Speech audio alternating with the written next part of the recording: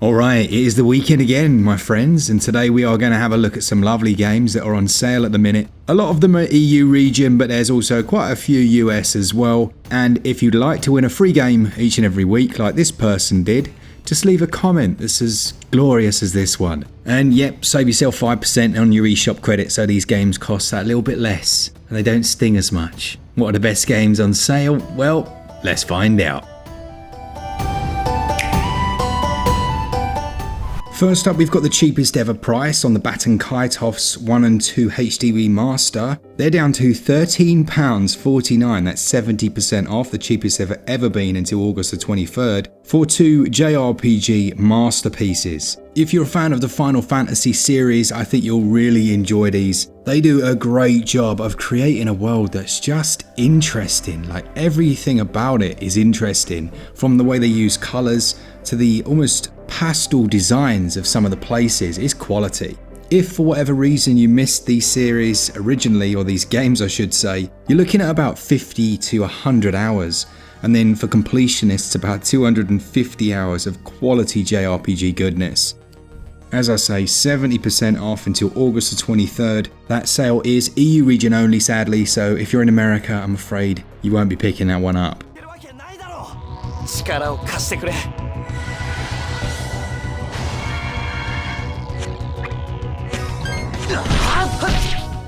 One that is available in the US regions is Blue Fire at 80% off, and also a really nice pick for Switch 2 because it runs at a flawless 60 frames per second. This one tried to take the Hollow Knight feel into a three-dimensional world, but then actually it's quite different. It has these areas that you go into that are very precise platform challenges, I guess. An enjoyable game. It is one that I have a full review of on the channel. I'm thinking about Hollow Knight now and looking at the obvious and inevitable release of Silksong this year. Do you think, like, by the time it comes out, it just can't live up to the hype? Or do you think they will actually manage to hit expectations?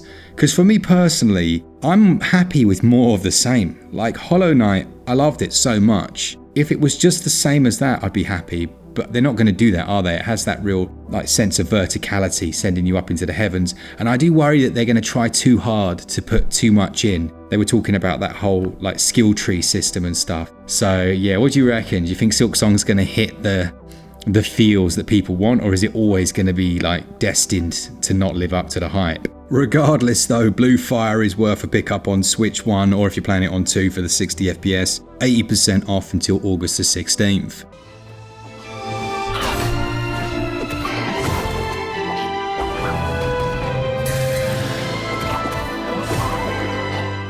Another that is matching its cheapest is Battle Chasers Night War, down 70% to £10.49. Honestly, if you've just picked up a Switch 2 and you hadn't had the Switch 1, you're in for such a treat. There's such a good backlog of games that you can go through. It's funny as well when I see you guys comment and you're like, I went to purchase something and realised that I already owned it.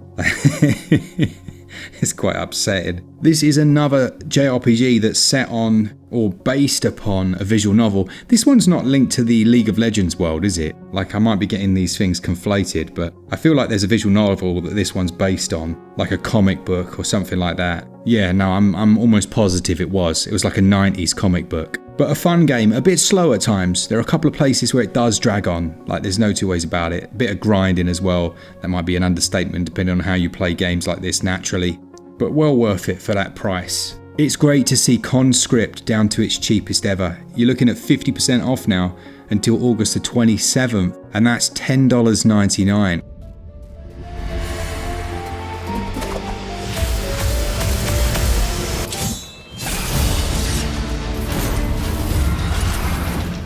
Conscript then is essentially a survival horror game set in the French trenches during World War I, and it is grim, grim in a good way, if that makes sense. It manages to create a really eerie atmosphere just with the sounds of the gunfire going off in the background, and sometimes you come across people that have fallen in combat. There are also moments where enemies will swarm in and you have very finite ammunition. It's a good game this, I enjoyed it a lot. I got stuck in one point, like really stuck. You know when you get to that stage where you're just looping the same area over and over. And then when I finally realised what I had to do, it was so obvious and so annoying. I mean, that's not really the game's fault. It's kind of, it happens a lot, doesn't it? It used to happen all the time back in the day. And you'd go into school and be like, look, come on, I'm stuck here. And you knew that person had completed the game. And they kind of, I feel like that sometimes they pretended they couldn't remember the solution. Oh no, I don't remember that part. Yeah, whatever. Conscript at half price, easily worth adding to your collection. That sale goes on until August the 27th.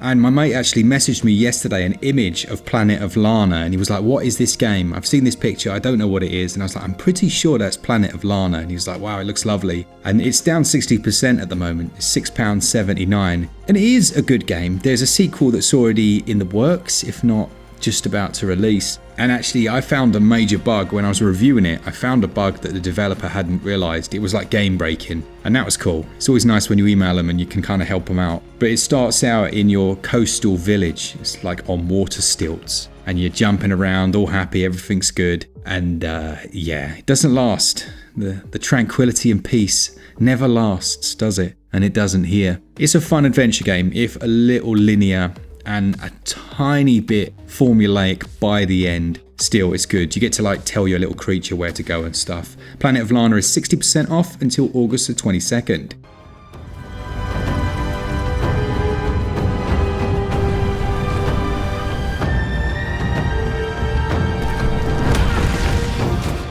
It's one of those sales where everything's just down to its cheapest ever. It's kind of reached the impulse buy territory for a lot, and Railgrade 67% off until September the 1st. It's just £8.24. One of my favourite Nintendo Switch 1 games actually that I don't think a huge amount of people played. And it's like, to call it a management sim doesn't really do it justice. You're basically on this planet, you work for the Nakatani Corporation, and you're tasked with restoring their industrial productions by creating these rail lines and different routes for vehicles to provide resources. The construction mechanics are very well implemented. This is the kind of game that would benefit, like most strategy games, from like a Switch 2 upgrade for mouse mode, but even without that it works well. It also performs better on Switch 2 if you're playing there, but still runs fine on this first Switch. And there are 50 different missions, and each of them has like a little written story. It doesn't go over the top, it just gives you a bit of a, you know, an incentive, I guess, for completing that area. And you can spend tokens in each mission to unlock new industries, different upgrades. I'm pretty sure you can go into like a third-person train view, which I don't know why, is just a good thing. It's like an essential part of these types of games. There is a photo mode as well if you want to share your best setups with mates. And at the moment it's just 3.6 gigs, £8.24 or your regional equivalent until September the 1st. Types, each with their own unique benefits and costs. There are limitless options at your disposal, and as you progress through a mission, I remember reviewing What Remains of Edith Finch. Are any of you old enough on the channel? Like, have you been around long enough to remember that review? I'm sure I was chatting to like Siobhan in the comments or something like that. Maybe I'm misremembering. But this one tells the story of a family, and it won a ton of BAFTAs and things like that. It feels a bit like an art house film made into a game. The Finch house is absolutely massive. It has a strange macabreness to it.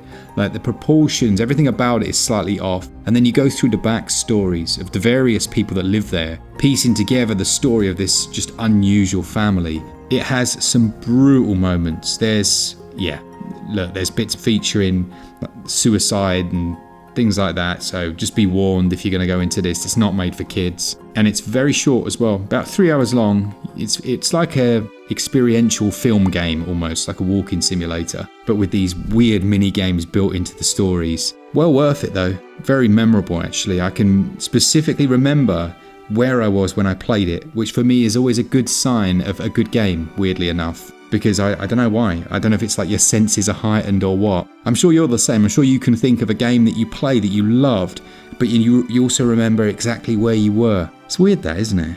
There you go. What Remains of Edith Finch, 75% off, lowest price ever until September the 5th.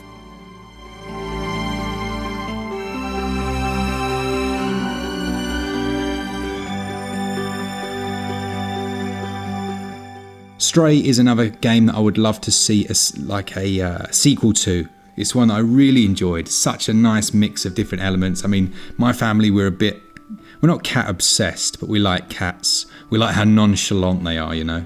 They just chill out and do their own thing. But it's its cheapest price. It's 25% off, down to $17.99. It sees you take on a cat that's separated from its family, that then finds out that these robot society have been trying to achieve something that will have a profound effect on everyone. So you work alongside them as best as you can with this little translating robot. And there are these strange creatures that are after you as well. Good game, actually. That sale goes on until September the 5th.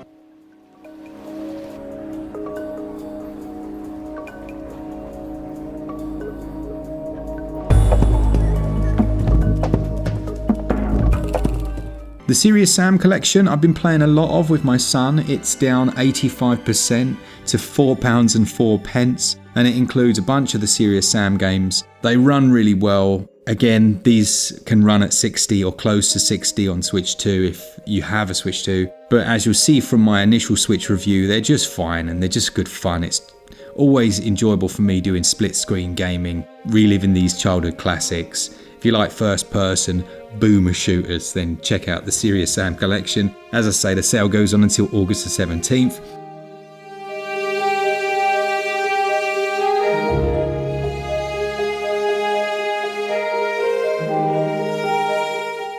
And last but not least, Biomutant has finally hit a price where I can say, despite the fact it looks on Switch, it's worth getting. I think Biomutant's underrated. It's £17.49, so it's a 50% reduction. And this is just a weird indie game in the sense that you create this, biomutant rat creature. But within the world, there are several factions that you can join, influence, attack. You get this mech that you can ride around in. You're dual wielding pistols, doing slow-mo jumps and stuff. It's a good game, but it is janky. There's no two ways about it. You get like a water ski thing, like this vehicle that you ride around on.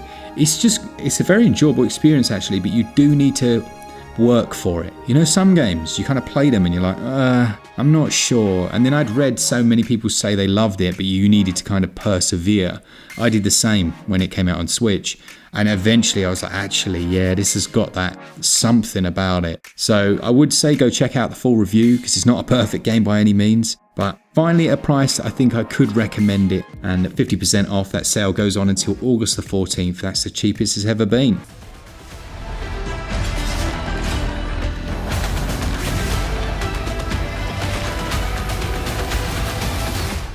That then, my friends, takes us on to the Savaloy Selection, the Fet Cooks, the Costco hot dogs, the IKEA meatballs. The reason I say that is we just had an IKEA open up in my town here. Do they have IKEA in America? It's like this big winding maze of Swedish furniture.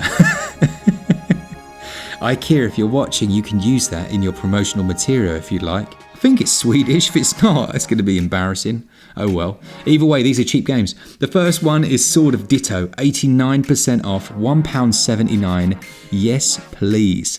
Well worth it for that price. That sale goes on until August the 17th.